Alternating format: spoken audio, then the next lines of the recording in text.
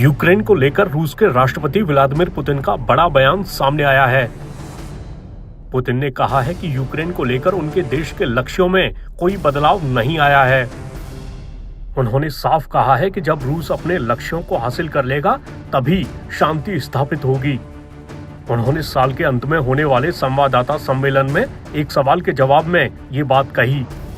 उन्होंने कहा कि यूक्रेन को लेकर रूस के लक्ष्यों में नाजीवाद का खात्मा, असैन्यकरण और देश की तटस्थ स्थिति स्थापित करना शामिल है। आपको बता दें कि पुतिन ने फरवरी 2022 में जब सैनिकों को यूक्रेन भेजा था तब भी उन्होंने इन लक्ष्यों पर जोर दिया था। रूस का दावा है कि यूक्रेन पर कट्टर राष्ट्रवादी और नव नाजीवादी समूहों का असर है, जिसे खत्म करने को वो नाजीवाद का खात्मा मानता है। हालांकि यूक्रेन और पश्चिमी देश रूस के इस दावे को खारिज करते रहे हैं।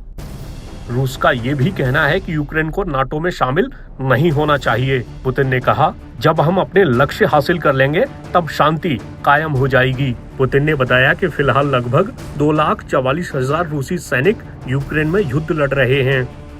फिलहाल पुतिन के बयानों से रूस और यूक्रेन के बीच संघर्ष जल्द खत्म होने के आसार नजर नहीं आ रहे।